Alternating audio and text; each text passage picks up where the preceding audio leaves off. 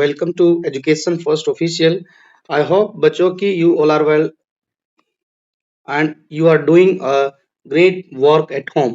So dear kids, आज की इस वीडियो में हम जो है कक्षा 8वीं की जो हिंदी की न्यू टेक्स्ट बुक है मल्हार, उसका हम पार्ट 3 पढ़ेंगे जिसका नाम है एक आशीर्वाद। बच्चों ये एक कविता है जिसके कवि हैं दुष्यंत कुमार। कवि का परिचय, कवि के बारे में कुछ जानकारी कविता के अंत में दी गई है, हम उसको बाद में पढ़ेंगे। तो बच्चों इससे पहले भी हमने पार्ट 1 और पार्ट 2 की जो वीडियोस हैं बच्चों हमने ऑलरेडी डाल रखी हैं, तो आप उनको भी देख सकते हैं। ऑलरेडी क्वेश्चन आंसर भी डिस्कस किए गए हैं। तो बच्चों आज की जो कविता है ये कविता बड़ी ही प्रेरणादायक है। जैसा नाम से ही आप देख रहे हैं कि लिखा है आशीर्वाद। मतलब कहीं न कहीं कवि जो है उसके मन में शुभकामनाएं हैं, शुभकामनाएं हैं मन में। वो जरूर आपको कुछ अच्छी बातें या कुछ विशेष आशीर्वाद दे रहा है, शुभकामनाएं दे रहा है। जैसे चित्र में हंसते खेलते बच्चे, मुस्कुराते बच्चे दिखाई दिए गए हैं। यहाँ पर बच्चे जो है आसमान में उड़ रहे हैं, तैर रहे हैं, कहीं चित्रकारी है, चांद दिखाया गया है और ऐसे ही यहाँ पर देखेंगे जो है कागज का जहाज बनाकर उड़ाया गया है। तो यहाँ कुछ-कुछ जो कविता है वो बच्चों ये है कि आशीर्वाद जिस तरीके से हमारी दादी, हमारी नानी, हमारे नाना, दादा, हमारी माँ, हमारे पिता हमें आशीर्वाद देते हैं जीवन में आगे बढ़ने की, तरक्की करने के, तो कवि भी यही चाहता है कि जो है आप जो है जीवन में आगे बढ़ें। और ये जो कविता है बच्चों, ये एक जो कविता है ये बड़ी ही प्रेरणा देने वाली कविता है। प्रेरणा मतलब मोटिवेट करने वाली प्रेरणा है। प्रेरणा के साथ-साथ आशीर्वाद दे रही है कि बच्चे जो है ऐसे सपने देखें जो बड़े हों, कोई छोटा सपना ना देखे। ऐसा सपना हो कि जो अपने आप में एक बहुत बड़ी उपलब्धि हो, अचीवमेंट हो, जहाँ तक पहुँचने के लिए लोगों को संघर्ष करना पड़ता है, आप उसको आसान तरीके से पा लें। तो ऐसी ही कविता है ये। और कवि इस कविता में ये भी समझाता है कि आप जो है भावनाओं से हटकर, ठीक है, ऐसे जैसे लाड दुलार प्यार इन सब से थोड़ा सा हटके, मोह में पड़ के इन सब से हटके आप जो है जल्दी से अपना लक्ष्य पहचाने और लक्ष्य ड्रीम पहचान कर, लक्ष्य पहचान कर आप जो है अपने जीवन में लक्ष्य को पहचान कर आप उसको प्राप्त करने के लिए संघर्ष करें, प्रेरित रहें, मोटिवेट रहें, अनुशासन में रहें, खुद आत्मनिर्भर बने, दूसरों पर डिपेंड ना रहे। तो कवि इस कविता में यही संदेश देना चाहता है। तो हम अब बिना देर किए पढ़ते हैं इसको। बड़ी छोटी सी कविता है। अच्छी बात यह है कि ये कविता बड़ी प्यारी सी है। आपको लगेगा कि शुरू हुई है अभी तो और जो है थोड़ा हम पढ़ लेंगे बस, लेकिन जैसे ही आपका मन बनेगा तब तक ये खत्म भी हो जाएगी। चलिए पढ़ते हैं इसको। कवि क्या कहता है, जा। कवि कह रहा है आशीर्वाद देने की जो अवस्था में है, कविता में लिखा है ये नाम भी लिखा है, जा तेरे स्वप्न बड़े हों, भावनाओं की गोद से उतरकर जल्द पृथ्वी पर चलना सीखे। यहाँ कविता में समझाया गया है, कवि कह रहा है कि बच्चों से कह रहा है कि जाओ, ठीक है, जाओ, आपके स्वप्न का मतलब होता है सपने, जिनको इंग्लिश में वी कॉल ड्रीम, ठीक है, कि वो बड़े हों। कवि चाहता है कि कोई भी बच्चे को ये नहीं चाहता कि आपके सपने छोटे हों, नहीं, कवि के मन में है कि बच्चों के सपने बड़े-बड़े हों। बड़े सपने कैसे होंगे? अब बड़े सपनों में किसी का सपना होगा डॉक्टर बनना, किसी का सपना होगा वैज्ञानिक बनना, किसी का सपना होगा एक अच्छा चित्रकार बनना है, किसी का सपना होगा कोई एक अच्छा बिज़नेसमैन बने, किसी का ड्रीम होगा एक अच्छा खिलाड़ी बने, नीरज चोपड़ा, मैरी कॉम और जैसे गुकेश है, शतरंज के जाने-माने खिलाड़ी हैं। और ऐसे ही नीरज चोपड़ा, जेवलिन थ्रो, सचिन तेंदुलकर, विराट कोहली, ऐसे ही एक टीचर भी, एक अभिनेता भी, ऐसे ही एक नेता भी बन सकता है। जैसे हमारे देश के प्रधानमंत्री हैं श्री नरेंद्र मोदी, ऐसे ही हमारे देश की राष्ट्रपति है। तो ऐसे कुछ सपने देखिए, बड़े सपने हों। और आगे समझा भी रहा है कि आप जो है स्वप्न देखो, बड़े देखो, लेकिन भावनाओं की गोद से उतरकर। भावना की गोद मतलब कि यहाँ भावनाएं कौन-कौन सी? कि ऐसी भावनाएं कि जो सिर्फ कोरी कल्पनाएं हैं। कोरी कल्पनाओं से निकलो।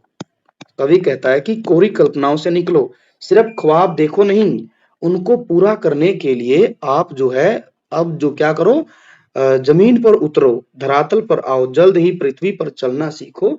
कि आप सिर्फ ख्वाबों में, दिमाग में अपने स्वप्न को लेकर न घूमें, कोरी कल्पनाएं न करें, बल्कि अब उनको पूरा करने के लिए आप जो है जल्दी से धरातल पर उतरें, धरती पर चलना सीखें।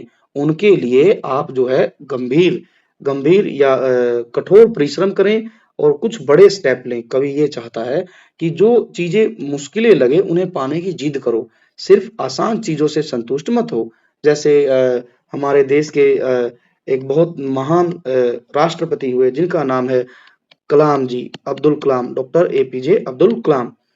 तो वो बच्चों कितने गरीब घर से थे, लेकिन धीरे धीरे धीरे धीरे मेहनत की, सपने देखे, पढ़े, टारगेट बड़ा रखा, तो वो एक ऊंचाई को छू गए। तो कवि यही कह रहा है कि भावनाओं से निकलो, कोरी कल्पनाओं से। सिर्फ भाव ख्वाब देखने से कुछ नहीं होगा, कोरी कल्पनाएं करने से कुछ नहीं होगा।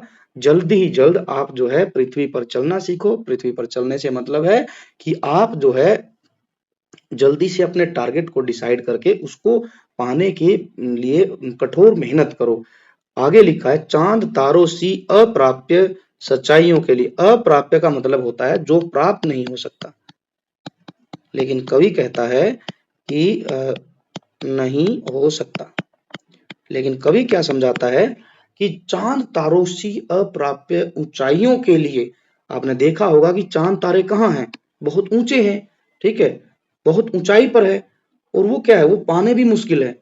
ऐसी सच्चाइयों के लिए रूठ ना मचल ना सीखे। कवि कह रहा है, समझा रहा है कि आपके जो स्वप्न हैं इतने बड़े हों कि जिस तरीके से आपको पता है कि चांद और तारों को हम प्राप्त नहीं कर सकते हैं, इसीलिए अप्राप्य लिखा है। ठीक है, अप्राप्य लिखने का मतलब ही यहाँ है कि जो प्राप्त नहीं हो सकते।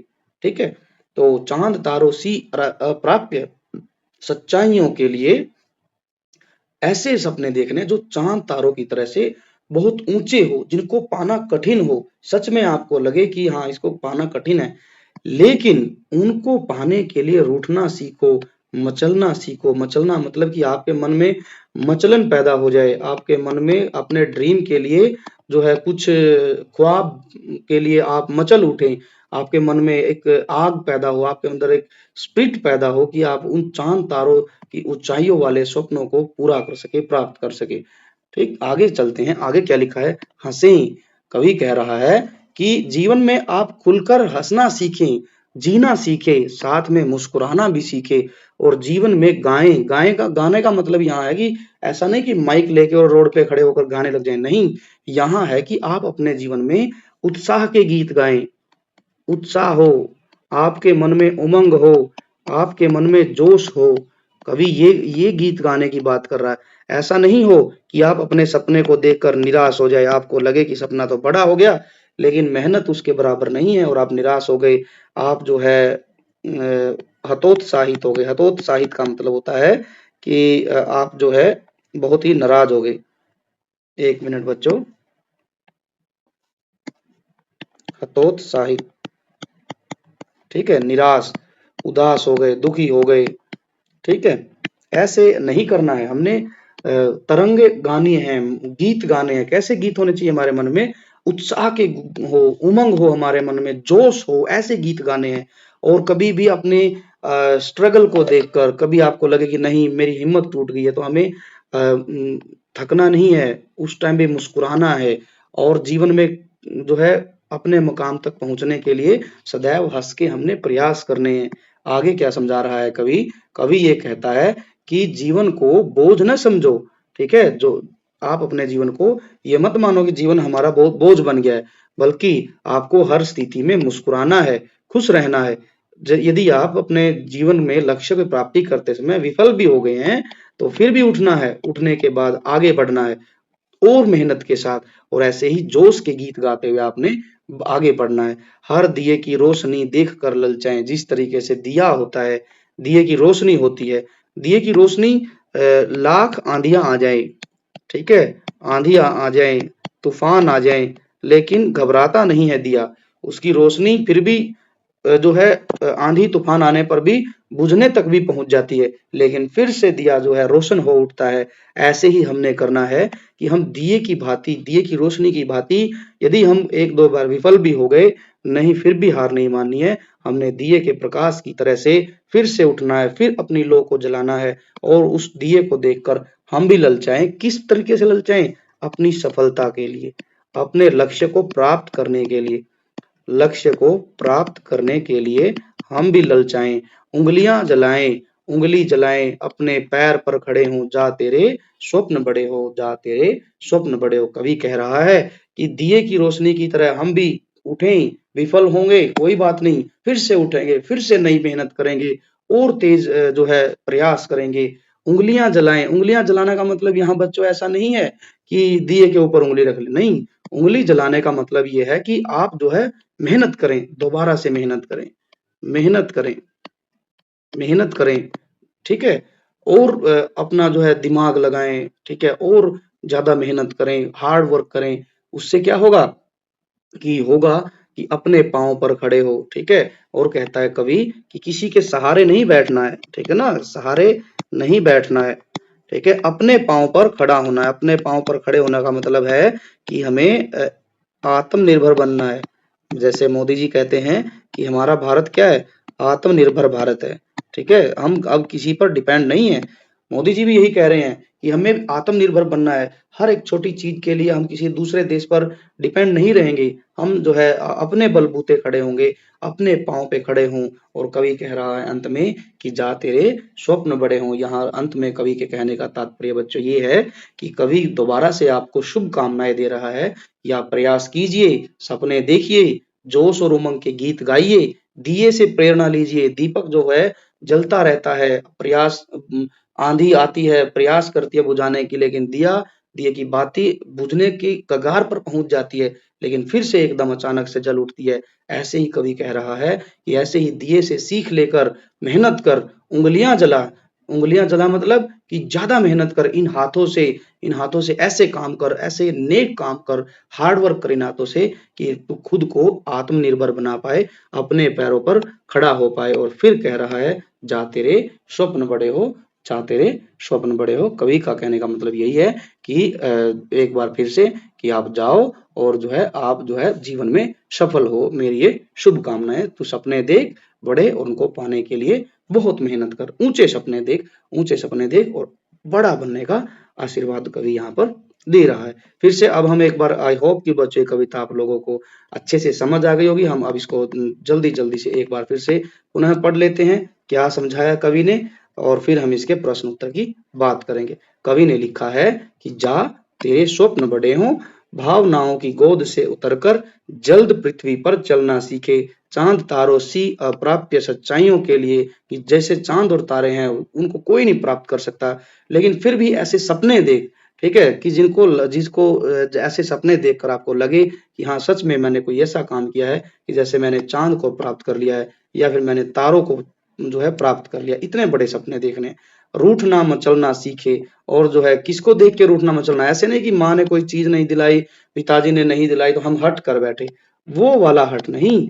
हट कैसा? लक्ष्य की प्राप्ति का, ठीक है? आपने जो सपना देखा, ड्रीम देखा, उसकी बात हो रही कि आप अपने सपने के लिए, लक्ष्य के लिए रूठना सीखे, मचलना सीखे। आपके अंदर जो है मचलन पैदा हो जाए, ठीक है? और हंसे मुस्कुराए, जीवन में आप हंसते रहें, और जो है अपना मुस्कुराते हुए, जोश उमंग के गीत गाते हुए आप अपने सपने को प्राप्त करने के लिए आगे बढ़े। और रोशनी से सीखें, दिए की रोशनी से सीखें कि आप जो है देख कर उसकी ओर बढ़े, खुद रोशनी बनकर दूसरों को रास्ता दिखाएं, और जो है आप जो है अपने पैरों पर खड़े हो जाएं और आप आत्मनिर्भर बने। और अंत में फिर कभी वही कह रहा है कि जा तेरे स्वप्न बड़े हों, कि आप जो है ऐसे स्वप्न देखें जो वाक्य में बहुत बड़े हों। ऐसा कोई सपना ना हो कि जो खुद में छोटा हो, बल्कि बड़े सपने की तरफ आपने अग्रसर होना है। तो चलिए अब हम इस कविता के अलावा अब पढ़ते हैं कवि के बारे में। लेखक का क्या परिचय है? परिचय ये है कि जो दुष्यंत कुमार जी हैं, वे पहली तो बात है कि हिंदी के जो बहुत लोकप्रिय रचनाकार हैं उनमें से एक हैं। इनका जन्म जो है बिजनौर उत्तर प्रदेश में हुआ था। ओके।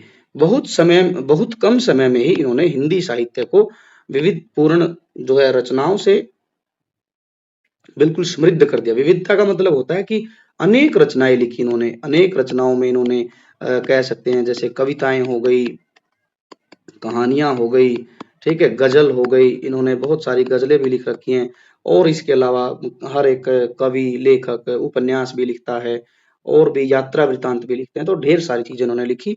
इनकी सबसे फ़ेमस जो है बच्चों साए में धूप, ये एक गज़ल है। गज़ल आप जो है ज़रूर आप अपने माता-पिता से ज़रूर पूछेंगे गज़ल के बारे में, तो साए में धूप इनकी सबसे सर्वाधिक चर्चित जो है, चर्चा का जो विषय बनी वो एक गज़ल है। इनका संपूर्ण जो रचना है संसार उन इन्होंने एक बहुत बड़ी किताब लिखी, महान किताब जिसमें जिसका नाम इन्होंने दुष्यंत कुमार रचनावली लिखा रखा अपने खुद के नाम से इन्होंने अपनी किताब जो पूरी की पूरी जो यदि किसी को दुष्यंत कुमार के बारे में पढ़ना है सिर्फ एक ही किताब के अंदर पढ़ना है तो वो जो है दुष्यंत कुमार रचनावली खरीद सकता है उसमें आप सारी चीजें पढ़ सकते हैं जो कि 4 भागों में प्रकाशित हुई थी। चलिए आगे बढ़ते हैं। अब कविता में जो कुछ क्वेश्चन पूछे गए हैं पाठ से संबंधित तो उनको देख लेते हैं। आइए अब हम इस कविता को थोड़ा और विस्तार से समझते हैं। नीचे दी गई गतिविधियां इस कार्य में आपकी सहायता करेंगी। किस तरीके से पाठ को समझाने में। ठीक है जी। मेरी समझ से चलिए समझते हैं क्या है जो जो गतिविधि दी गई है उनसे हम पाठ को और बेहतर तरीके से समझने का प्रयास करते हैं। निम्नलिखित प्रश्नों के उपयुक्त उत्तर के सम्मुख तारा बनाइए। कुछ प्रश्नों के एक से अधिक उत्तर भी हो सकते हैं। ठीक है जी। हम तारा बनाने के लिए तैयार हैं और यदि कोई प्रश्न ऐसा होगा जिसके 2 उत्तर होंगे तो हम 2 तारे लगाएंगे। कविता में किसे संबोधित किया गया है? अब युवा वर्ग को, नागरिकों को, बच्चों को, श्रमिकों को।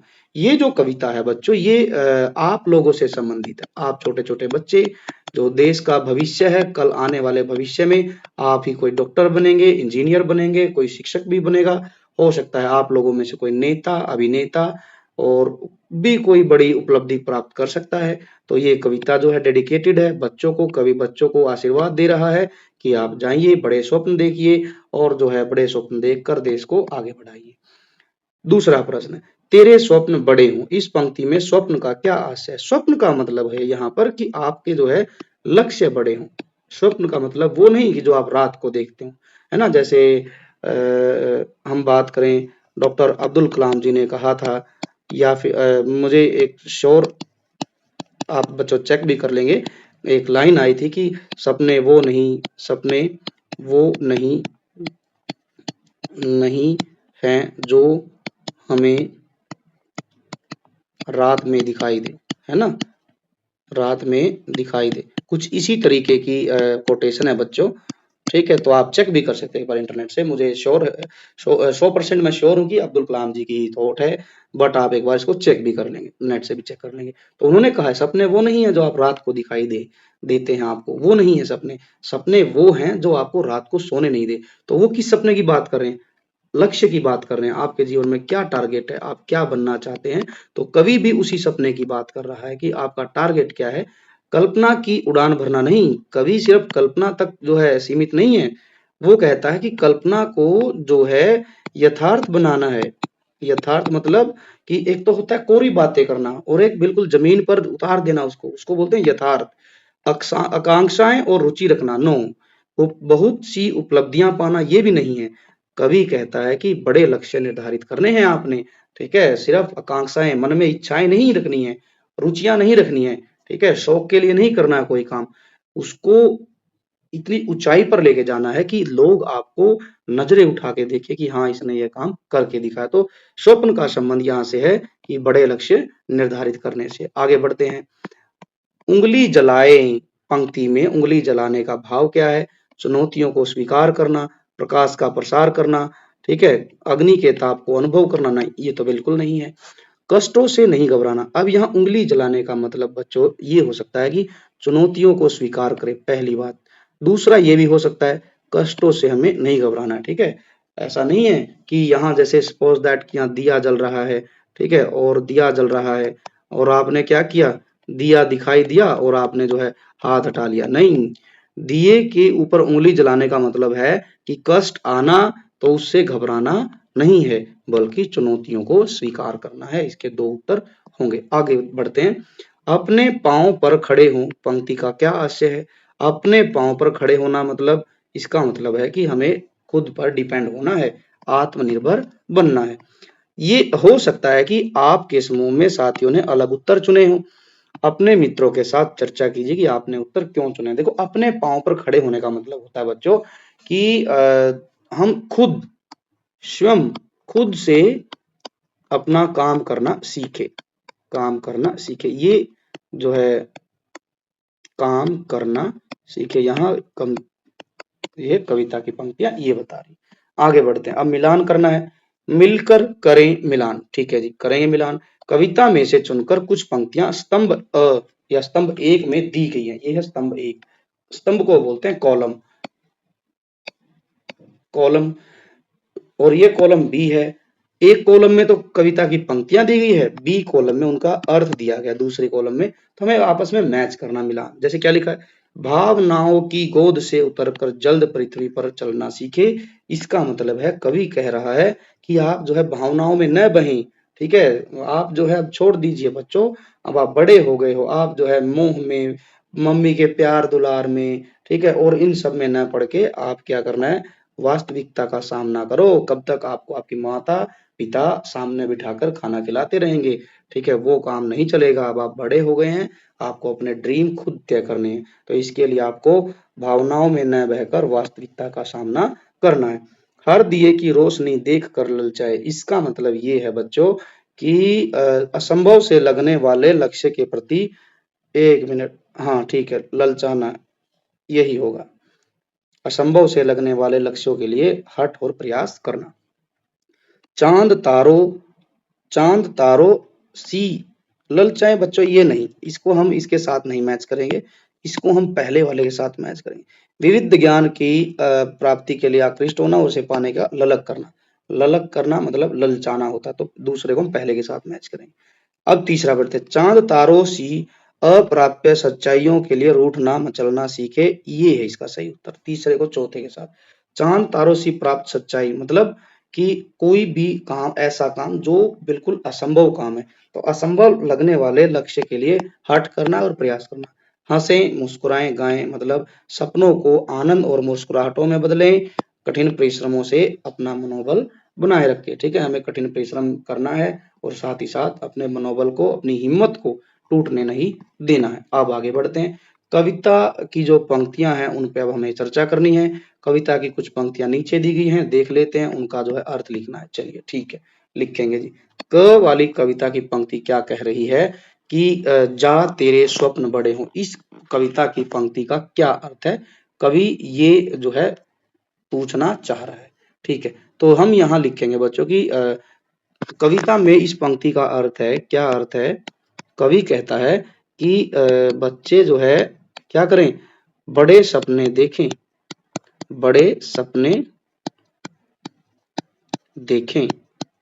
ठीक है, कवि की इच्छा यह है कि बच्चे जो है बड़े स्वप्न देखें। इसके अलावा वे जीवन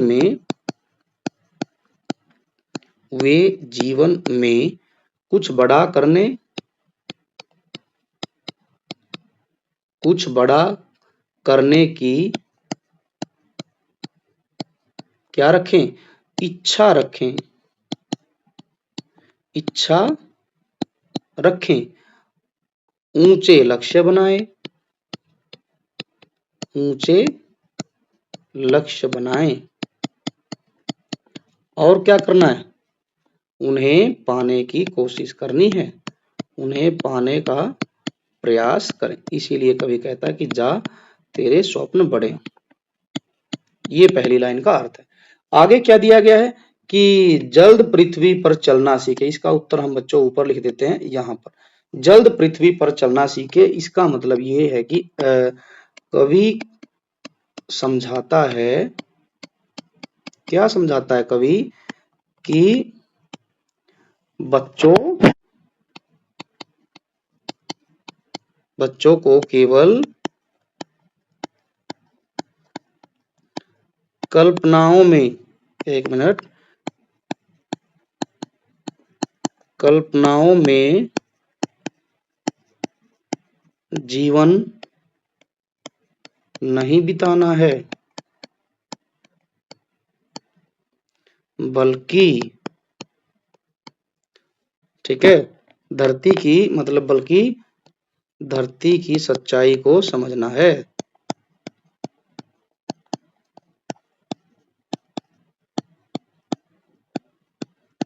धरती की सच्चाई को समझना है। अब एक लाइन ऊपर लिख देते हैं, यहीं पर यहाँ लिख देते हैं, यहाँ से जाके यहाँ उतरते हैं हम। चलिए आगे क्या लिखेंगे, जीवन की सच्चाई को अपनाकर अपने लक्ष्य को प्राप्त करना है। लक्ष्य को प्राप्त करना है, तो कवि का ये कहने का अर्थ।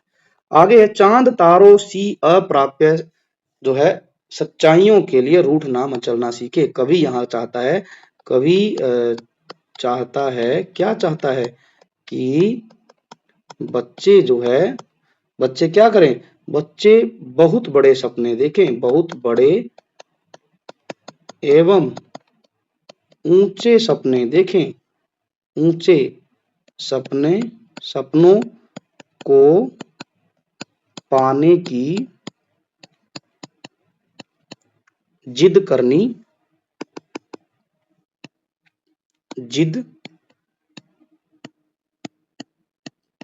करनी चाहिए। बच्चों में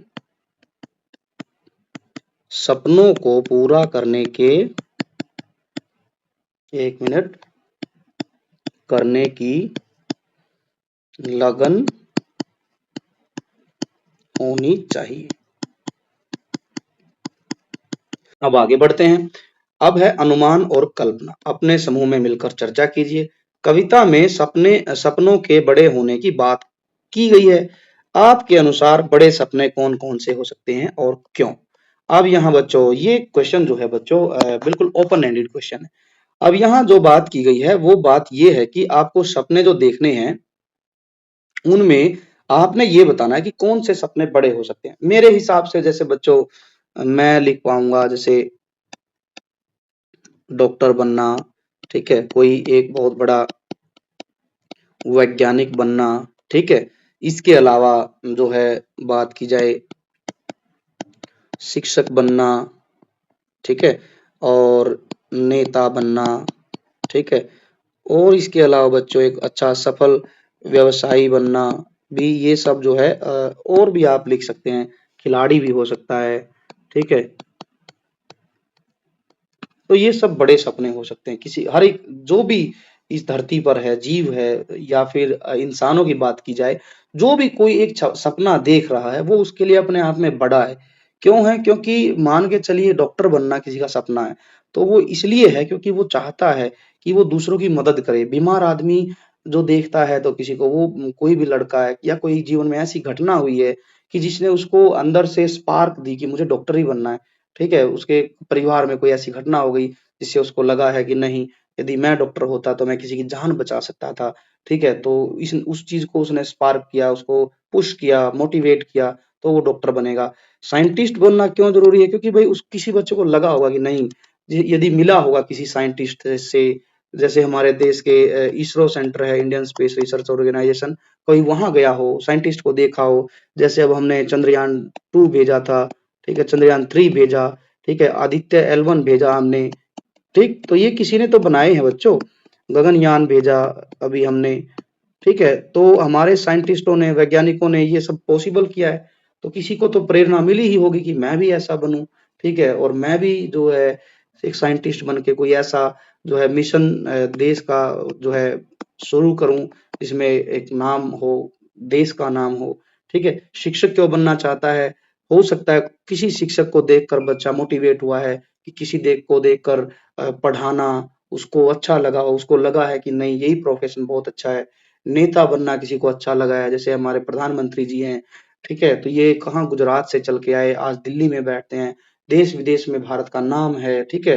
कोई सफल व्यवसायी बनना चाहता है देखकर किसी को कि भाई जैसे हम बात करें हमारे यहाँ पर अंबानी ब्रदर्स हैं, ठीक है, अंबानी ब्रदर हैं, इसके अलावा हम बात करें तो कई सारे और भी बड़े बड़े उद्योगपति हैं, बिजनेसमैन हैं, ठीक है, तो लगा कि हाँ इन्होंने देश का नाम रोशन किया है अपने व्यवसाय के माध्यम से, तो वो बनना चाहता है। आगे बढ़ते हैं।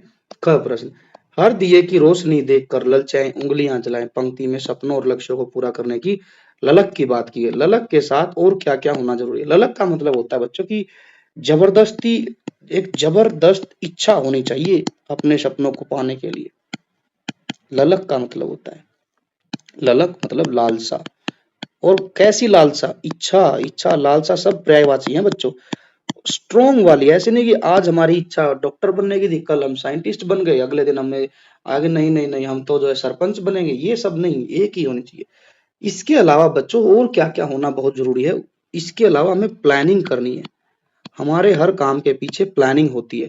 उसके बाद जो है अनुशासन बहुत जरूरी है। अपने सपने को पूरा करना है तो हमें प्लानिंग करनी पड़ेगी, योजना बनानी पड़ेगी, अनुशासन में रहना पड़ेगा। एक दिन में कोई भी लक्ष्य पूरा नहीं होता है, लक्ष्य पूरा होने में साल भी लग सकता है, 6 महीने भी लग सकते हैं। तो धैर्य भी होना बहुत जरूरी है, धीरज रखना है हमें। इसके अलावा हमारे मन में एक जो है दृढ़ निश्चय होना चाहिए।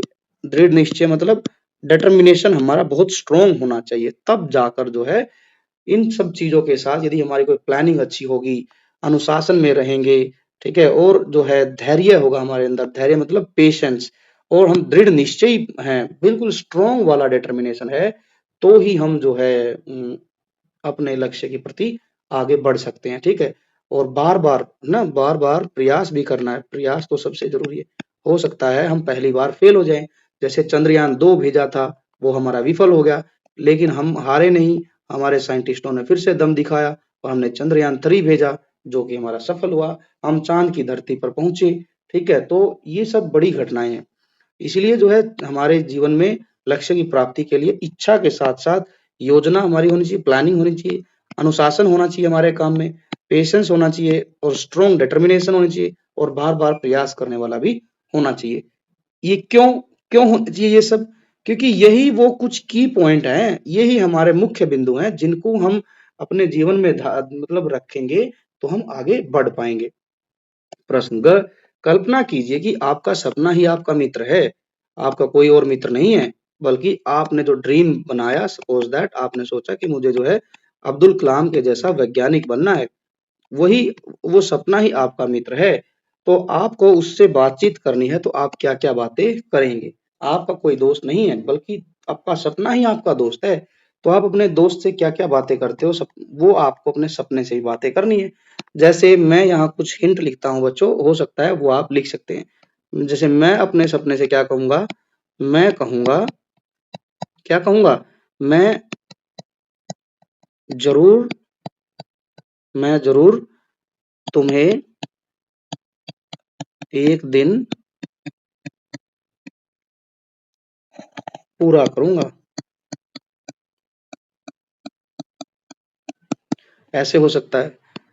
दूसरा मैं लिखूंगा कि मैं तुम्हें पाने के लिए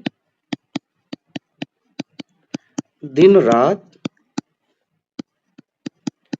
एक कर दूंगा। तो ये दो बातें आप लिख सकते हैं। तीसरी बात यदि आपको ऐड करनी है तो आप ये लिखते हैं कि मेरे प्यारे दोस्त, क्योंकि सपना ही हमारा दोस्त है, तो हम लिखेंगे मेरे प्यारे दोस्त, तुम्हारे बिना मेरा जीवन अधूरा है। तो ये भी लिख सकते हैं हम, मेरा जीवन अधूरा है। चलिए आगे बढ़ते हैं। यदि आप किसी को आशीर्वाद देना चाहते हो तो आप किसे और क्या आशीर्वाद देंगे, क्यों? ठीक है, तो ये क्वेश्चन बच्चों आप खुद से लिखेंगे कि भाई आप किसको आशीर्वाद देंगे। आशीर्वाद हमेशा अपने से छोटों को दिया जाता है, अपने से छोटे को दिया जाता है आशीर्वाद। अब उसमें आपका भाई हो सकता है, आपकी बहन हो सकती है, ठीक है, तो आप उसको देंगे, ठीक है, कि भाई आप बड़े होकर जो है एक अच्छे सैनिक बनना, ठीक है, एक अच्छे सिपाही बनना, एक पुलिस अफसर बनना, ठीक है, और क्यों ताकि जो है मेहनत करोगे तो आपका नाम रोशन होगा, ठीक है, आपके माता पिता गर्व महसूस करेंगे। तो इन सब बातों के लिए आप यहाँ जो है लिखेंगे अपने छोटे भाई बहन का नाम।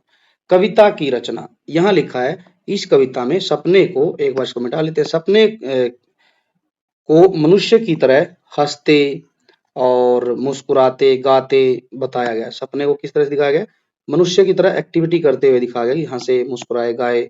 ध्यान से देखेंगे तो इस कविता में इस प्रकार की अन्य विशेषताएं भी दिखाई गई हैं, उन्हें लिखिए और जो है उन पर चर्चा कीजिए। ठीक है, जैसे हम बात करें जा तेरे स्वप्न बड़े हों, ठीक है, तो इस कविता में ढेर सारी ऐसी-ऐसी पंक्तियाँ हैं कि जो है जिनके बारे में हम लिख सकते हैं। तो हम इसके लिए लिखेंगे बच्चों कि क्या-क्या कुछ विशेषताएँ हैं कविता की। तो क्या किया गया है, सपने को जो है, सपनों को मानव का रूप दिया गया है, मानव का रूप दिया गया है। और इसके अलावा कविता में कविता में प्रेरणा का संदेश भी है। प्रेरणा एवं कहीं न कहीं बात करें तो आशा भी बंधी है कविता से, तो आशा का भाव भी है कविता में, आशा का भाव है। तीसरी बात की जाए तो हम कहेंगे कि कविता जो है एक शब्द के इर्द-गिर्द घूम रही है। कविता जो है एक ही शब्द के इर्द-गिर्द घूम रही है। कैसे इर्द-गिर्द घूम रही, कैसे? पूरी कविता में स्वप्न पर पूरा जोर दिया गया है। स्वप्न पूरा किया जाए, स्वप्न बड़ा हो, स्वप्न पूरा करने के लिए जो है आप जो है अनुशासित रहें, स्वप्न को पूरा करने के लिए आप जो है संघर्ष करें और स्वप्न ऐसे हों कि चाँद तारों तक पहुँचने की जो है उम्मीद दिखाई गई है। तो इस तरीके से जो है कविता है, तो आप जो है देखेंगे कि पूरी कविता स्वप्न के आस-पास ही घूमती है।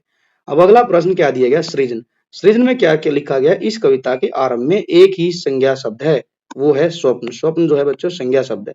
इस शब्द को केंद्र में रखते हुए अनेक क्रियाओं को शब्द के साथ जो है ताना-बाना बुना गया, जैसे चलना, उठना, रूठना, मचलना, सीखना, हँसना, मुस्कुराना, गाना, ललचाना। ये सब शब्दों का प्रयोग करके कविता पूरी की गई है। कविता में एक ही शब्द मेन है, वो है स्वप्न। लेकिन स्वप्न को आधार में रख के बाकी शब्दों का प्रयोग किया गया और उसके आधार पर कविता बनाई गई। आप भी किसी एक ऐसे संज्ञा शब्द को लिखिए और उसके लिए ढेर सारी क्रियाओं का प्रयोग कीजिए और अपनी कविता बनाकर क्लास में सुनानी है। जैसे उदाहरण के लिए क्या लिखा गया, बादलों को गिरते देखा है, गरजते देखा है, बरसते देखा है। तो यहाँ पर बच्चों बादल जो है एक शब्द है, संज्ञा शब्द है बादल, लेकिन उसके लिए अनेक क्रिया शब्द जो है प्रयोग कर दिए। गिरने गिरते देखना, गरजते देखना, बरसते देखना। ऐसे ही आपने भी एक कविता बनाकर लिखनी है। तो जैसे मैं यहाँ लिख देता हूँ, जैसे हम नदी के बारे में लिखेंगे तो हम लिखेंगे नदी को देखा है, नदी को देखा है बहते हुए, बहते हुए, बहते हुए, कभी चुपचाप, कभी चुपचाप तो कभी गुनगुनाते हुए। और इसके बाद पत्थरों से खेलते हुए, पत्थरों से खेलते हुए, क्योंकि नदियां पत्थरों से निकलती है। और धरती को सींचते हुए,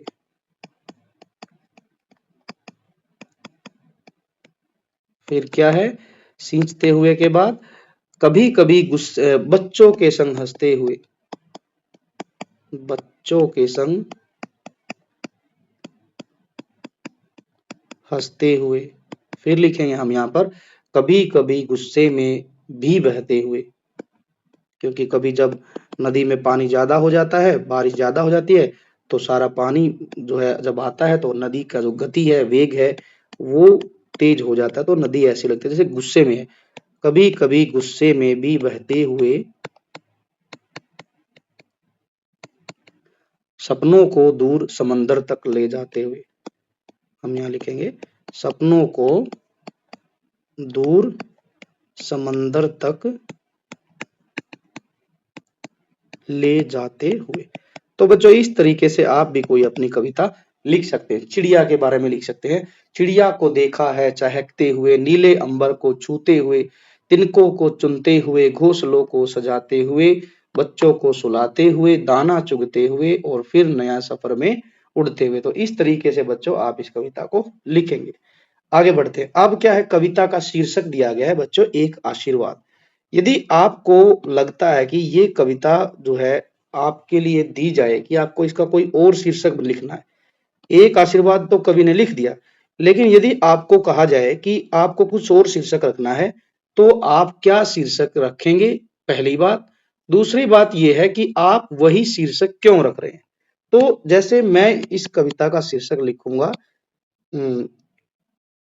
वो है कि जैसे कविता में पहली पंक्ति ही आई है, जा तेरे सपने स्वप्न बड़े हों। तो मैं पहली ही लाइन को इसका शीर्षक बनाऊंगा। क्यों बनाऊंगा? क्योंकि पूरी जो कविता है वो कहीं ना कहीं स्वप्न के पूरा करने के बारे में बताई गई है, स्वप्न पर जोर दिया गया है। ठीक है, तो इसलिए मेरा जो शीर्षक होगा मैं वही कहूंगा कि मैं इसको कहूंगा कि जो है तेरे स्वप्न बड़े हों। ठीक है, तो ये शीर्षक मैं इसका लिखूंगा। और क्यों लिखूंगा? क्योंकि पूरी जो कविता है का सार जो है वो स्वप्न के ऊपर है। ठीक है, स्वप्न पर आधारित है, स्वप्न पर आधारित। और पूरी कविता में स्वप्न को, लक्ष्य को पूरा करने की प्रेरणा दी गई है, प्रेरणा दी गई है। इसीलिए मैं क्या करूंगा, इस कविता का नाम जो है जा सॉरी इसको हटा देते हैं, तेरे स्वप्न बड़े हों दूंगा, तेरे स्वप्न बड़े हों। ये क्यों दूंगा? क्योंकि पूरी कविता लक्ष्य पर आधारित है, लक्ष्य को प्राप्त करने पर आधारित है। और समझाया गया है कि स्वप्न बड़े देखने, और लक्ष्य यदि बड़े होंगे तो उनको पूरा करने के लिए भी ज्यादा मेहनत करनी पड़ेगी, उसके लिए हमें प्रेरणा की जरूरत है। तो प्रेरणा कविता में दी गई है। भाषा की बात क्या कहती है कि रिक्त स्थान जो यहाँ दिए गए हैं, आपको स्वप्न से जुड़े शब्दों को अपनी ग्रुप में, समूह का मतलब होता है ग्रुप में चर्चा करना। जैसे स्वप्न से जुड़े शब्द यहाँ पर कुछ कुछ हम लिखेंगे। स्वप्न है तो इच्छा भी है। ठीक है, इच्छा के बाद हम बात करेंगे कि इच्छा शक्ति हो, इच्छा शक्ति के बाद इच्छा शक्ति, इच्छा शक्ति है तो योजना भी बनानी है हमने। योजना जब बनेगी तो हमें जो है अनुशासन में भी रहना है। अनुशासन में रहेंगे तो मेहनत करनी पड़ेगी, कठोर मेहनत करनी पड़ेगी। कठोर मेहनत करनी पड़ेगी तो हमें साहस भी रखना पड़ेगा। ठीक है, हो सकते हैं हम विफल भी हो सकते हैं स्वप्न में, तो उसके लिए हमें प्रयास भी करने पड़ेंगे। प्रयास के बाद जो है हमें खुद पर नियंत्रण भी रखना पड़ेगा। हो सकता है हम विफल होंगे तो टूट जाएं। तो ये सब शब्द जो है हम यहाँ पर लिखेंगे। लक्ष्य लिख सकते हैं। तो इस तरीके से आप इस प्रश्न को पूरा करेंगे। आगे बढ़ते हैं। यहाँ दिया गया समानार्थी शब्द हैं यहाँ पर, कि सामने कुछ शब्द दिए गए हैं, उन शब्दों पर घेरा लगाओ जो समान अर्थ के नहीं है। समान अर्थ के नहीं है उन पर बात करते हैं। देखते हैं पहला शब्द क्या है। पहला शब्द है पृथ्वी। अब यहाँ पृथ्वी से संबंधित कुछ शब्द दिए गए हैं, जो शब्द मैच नहीं है, समान अर्थ वाला नहीं है, उसको हम गोला लगाएंगे। जैसे धरा, धरा, वसुधा, अवनी, वसुंधरा, ये सब जो है भू, भूमि, पृथ्वी, ये सब शब्द जो है बच्चों पर्यायवाची हैं। बल्कि सुता को हम गोला इसलिए लगाए हैं क्योंकि सुता जो है वो बेटी का पर्यायवाची है, तो ये गलत हो जाएगा। चांद, चांद को हम जो है मधुकर जो है बच्चों वो भंवरे को बोलते हैं। ठीक है, बाकी शशि, निशाकर, मयंक, ये जो है मैंने गोला गलत लगा दिया यहाँ पर। हम जो है चांद के ही पर्यायवाची के रूप में जानते हैं। तारे, तारे को हम जो है ये कहेंगे नक्षत्र भी होता है, तारक भी होता है। अब जो है सोम नहीं होता। ठीक है, सोम नहीं होता है। उडुगण भी होता है। रोशनी, रोशनी प्रकाश और उजाला।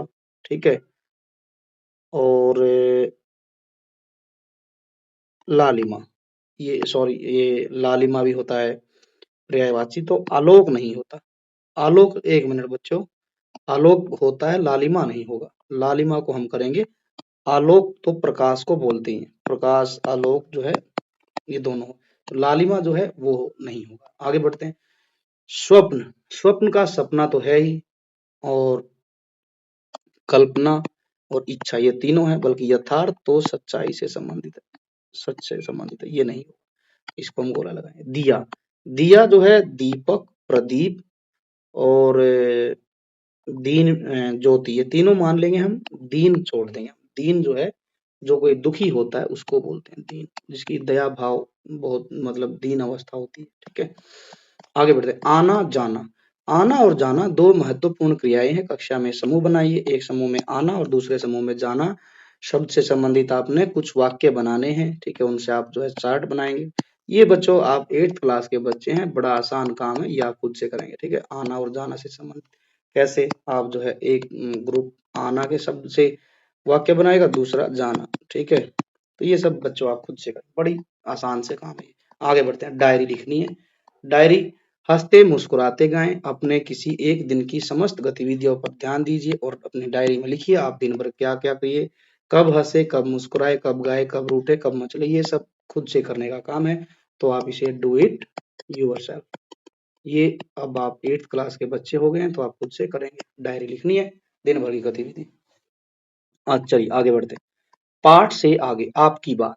कविता के माध्यम से बड़े लक्ष्य निर्धारित करने और उन्हें पूरा करने का आशीर्वाद दिया गया। कवि ने आशीर्वाद दिया है कि आप जो है बड़े लक्ष्य रखिए और उन्हें पूरा करने की कोशिश कीजिए। दिन प्रतिदिन के जीवन में आपको आपके माता पिता परिवार वाले आशीर्वाद जरूर देते होंगे, ठीक है। उनको लिखिए, आशीर्वाद जरूर मिलते हैं। जैसे कई बार हमारी दादी या मम्मी बोलती है ना, हमारी माता दादी नानी क्या कहती है, जो है कई बार ऐसे बोलती है, जिंदा रहो, है ना, जिंदा रहो, या फिर जो है लंबी उम्र करे, भगवान आपकी लंबी उम्र करे, ठीक है। और कोई लिखता है तो लिखना है सदा खुश रहो, भगवान आपको तरक्की दे, है ना। ऐसे सब सब लिखते हैं, भगवान आपको तरक्की दे। बच्चों के लिए जो आशीर्वाद मिलता है छोटे बच्चों के लिए, वो इस प्रकार से मिलता है कि भगवान आपकी सारी मनोकामना पूरी करे, अच्छे नंबर आए, पढ़ लिख के बड़ा अफसर, दादी तो बोलती है ये सब, दादी नानी बोलती है कि बड़ा अफसर बने, ठीक है, लंबी उम्र करे, ठीक। तो ये सब आशीर्वाद मिलते हैं, ये आप लिखें खुद से। आगे है, आप अपने से छोटों के प्रति किसी न किसी प्रकार की शुभ इच्छा प्रकट करते हैं। शुभ इच्छा का मतलब होता है शुभ प्लस इच्छा, ठीक है। आप जो है जरूर अपने छोटे भाई बहन को कोई ना कोई अच्छी शुभेच्छा रखते हैं, उसको आशीर्वाद देना चाहते हैं, तो उनको लिखिए, ठीक है। वो आप खुद लिखेंगे क्योंकि आपके छोटे भाई बहन है, तो आप जरूर उनको कुछ ना कुछ आशीर्वाद, शुभेच्छा का मतलब है यहाँ पर कि आशीर्वाद देते ही होंगे, ठीक है। तो वो आप लिखें कि आप पढ़ाई में तरक्की करें, अच्छे नंबर लाएं, सेहत अच्छी रहे, ठीक है। तो ये सब आप लिखें खुद से। आगे बढ़ते हैं। सपनों की बातें। क्या आप क्या करना चाहते हैं और उसे क्या पाना चाहते हैं, उन्हें एक पर्ची पर लिखें। पर्ची पर अपना नाम लिखना आवश्यक नहीं है। अपने अध्यापक द्वारा लाए गए डिब्बे में अपनी पर्ची डाल दें। अध्यापक एक एक करके उन पर्चियों पर लिखे सपनों को सुनाएंगे। सभी विद्यार्थी अपना सुझाव देंगे अपने सपने को पूरा करने के लिए। किस तरह के प्रयत्न करने चाहिए, किस तरह की योजना बनाएं सपने को पूरा करने के लिए, किस किस का आप सहयोग ले सकते हैं सपना पूरा करने के लिए, लक्ष्य प्राप्ति में आपको क्या क्या चुनौतियां आएंगी, तो वो आप जो है बताएंगे। ये आपको जो है कक्षा कक्ष में ग्रुप एक्टिविटी के रूप में दी गई है। क्या करना है, सभी सपोज दैट आपकी क्लास में 30 से 40 बच्चे हैं, आप अपना सपना लिखेंगे, अपने जीवन का लक्ष्य, मेरे जीवन का जो लक्ष्य है वो लिखेंगे। नाम नहीं लिखेंगे पर्ची पर, उसको एक डिब्बे में डालेंगे। टीचर उस पर्ची को निकालेगा और वो पढ़ के सुनाएगा। तो जो है फिर आप आपस में डिस्कस करेंगे कि आप किस तरीके के प्रयत्न करें कि आपको आपका जो लक्ष्य है, टारगेट है, पूरा हो जाए। उसके लिए क्या आप प्लानिंग करेंगे, ठीक है, कि आप 2 घंटे पढ़ेंगे, 4 घंटे पढ़ेंगे, ठीक है, और क्या एक्टिविटी करेंगे, ठीक है। सपोज दैट आप जो है एक खिलाड़ी बनना चाहते हैं, तो खिलाड़ी के लिए सबसे पहले कि आप वो चुस्त फुर्त हो, सुबह जल्दी उठे, थोड़ी बहुत एक्सरसाइज करें, फिर अपना जो है जो भी आप खेल खेलते हैं उसकी निरंतर जो है अभ्यास करें। ये प्लानिंग हो गई। आप इसमें किसका सहयोग ले सकते हैं, खिलाड़ी है तो आपके लिए कोई ना कोई कोच होगा जरूर, तो वो आपको प्रशिक्षण देगा। क्या क्या चुनौतियां आ सकती है, कोई पैसे की चुनौती आ सकती है, हो सकता है आपके पास खिलाड़ी हैं तो आपके पास किट नहीं होगी खेलने की, तो आप उस किट को मंगाएंगे। तो ये सब आप बातें जो डिस्कशन करने के लिए दी गई है आप करेंगे। आगे क्या दिया गया है, हमारे सपने। आपके माता पिता या अभिभावक आपकी सभी आवश्यकताओं और इच्छाओं को जानते समझते हैं, वे उन्हें पूरा करने के लिए यथासंभव प्रयत्न करते हैं। यथासंभव मतलब हर तरीके का प्रयास करते हैं। अपने माता-पिता या अभिभावक से उनके द्वारा देखे गए सपने। मतलब ये पूछा गया कि आप अपने घर वालों से चर्चा करेंगे। क्या? कि माँ का कभी क्या सपना था, ठीक है? और क्या-क्या प्रयास किए, वो सब लिखना है। यहाँ यही दिया गया है, क्या-क्या करना चाहते थे या चाहते हैं, उसको लिखें। अपने माँ-पिताजी के जो है सपने लिखने हैं। मम्मी का क्या सपना था छोटी थी जब वो आपकी उम्र में थी? पिताजी का क्या सपना था? पूछे भी आप, क्या वह पूरा हुआ? पूरा नहीं हुआ तो क्यों नहीं हुआ? पूरा हो गया तो अच्छी बात है। दादा-दादी से पूछें, नाना-नानी से पूछें, बड़ी बहन, बड़े भाई साहब हैं, उनसे पूछें कि आपका क्या सपना है? बड़े बन होकर क्या बनना चाहते हो? या जो बनना चाहते हैं तो कैसे बनेंगे, क्या प्लानिंग है, कितना वे वर्क हार्ड करते हैं, तो वो सब आप यहाँ पर लिखें। सबके सपने, ये अब बच्चों सीधा हम एक छोटी सी यहाँ कहानी दी गई है डॉक्टर एपीजे अब्दुल कलाम के बारे में, उस पर चलते हैं। सपनों की उड़ान, ये हमारे पूर्व राष्ट्रपति हैं, पूर्व राष्ट्रपति, भूतपूर्व भी लिखा मिलेगा आपको कहीं कहीं। इनकी एक ये पूरी कहानी दी गई है। इसको बच्चों आप खुद से पढ़ेंगे, बहुत ही प्रेरणादायक स्टोरी है ये, प्रेरणादायक स्टोरी है, प्रेरणा पर आधारित है। आप इसको पढ़ेंगे। सपने वो नहीं होते जो आपको नींद में दिखते हैं, सपने वह होते हैं जो आपको सोने नहीं देते। अपने सपने पूरे करने के लिए आपको जागते रहना होता है, पूरी तरह आँख खोलकर जागते रहना होता है। आज जितनी संभावनाएँ हैं उतनी अब तक समूचे इतिहास में पहले कभी नहीं थी। 21वीं सदी ऐसे अनुभव पैदा कर रही है जिन्हें मानव के विकास की पिछली 20 शताब्दियों में असंभव समझा जाता था। ऐसे माहौल में जब प्रौद्योगिकी और नित नई खोजों के बल पर मानव सभ्यता तरक्की प्राप्त कर रही है, तो इंसान में छिपी संभावनाओं का भी तेजी से विस्तार हो रहा है। लेकिन इन अवसरों पर अनुभव करने के लिए हमारे पास जो समय है वो उतना ही है जितना सब बाकी लोगों के पास है। और आज की युवा इसी दुविधा में है। युवा चाहते हैं कि उनके सामने जितने किस्म के अनुभव उपलब्ध हैं वह सबका फायदा उठा सके, जो कि उन्हें मिलना भी चाहिए। लेकिन जैसे जैसे दुनिया का दायरा बढ़ता जा रहा है वैसे वैसे हम खुद को कुछ खास विषयों के संकरे दायरे में ही सीमित कर लेना पड़ रहा है। मुझे नहीं लगता कि ऐसा करना सही है। मेरा सपना है कि संसार के हर युवा को संसार के वह सब सारे अनुभव मिल सके जिसकी उनके मन में चाह है, इच्छा है। कलाम जी कह रहे हैं कि मैं ये मानता हूँ कि यदि कोई एक बच्चा है तो उसको दुनिया में जितनी भी सारी चीजें हैं उनको प्राप्त करने का या उनका अनुभव प्राप्त होना चाहिए। एक एक चीज वो पाने की कोशिश करे तो उसके मन में ऐसी इच्छा होनी चाहिए। लेकिन इसे कैसे संभव बनाया जा सकता है?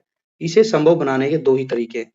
एक तो यह है कि हम कुछ ऐसा करें कि कि हमारे पास जो समय उपलब्ध है हम उसे बढ़ा सकें।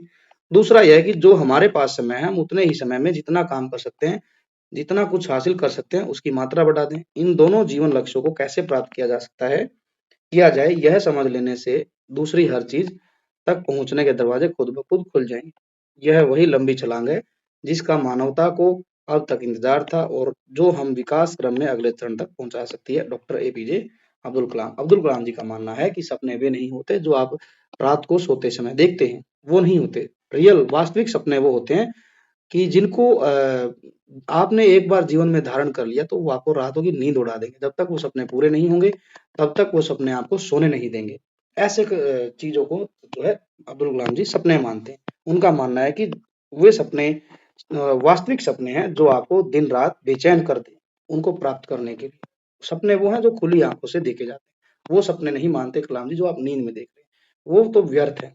तो ये थी बच्चों कविता। आई होप कि आपको पूरा लेसन समझ आया होगा। लाइक करें वीडियो को यदि आपको अच्छा लगा है तो, और साथ ही साथ अपने दोस्तों के साथ ज्यादा से ज्यादा शेयर भी करें। और education first official YouTube channel को आप सब्सक्राइब करें, press the bell icon so that you will get the notification of all the upcoming videos.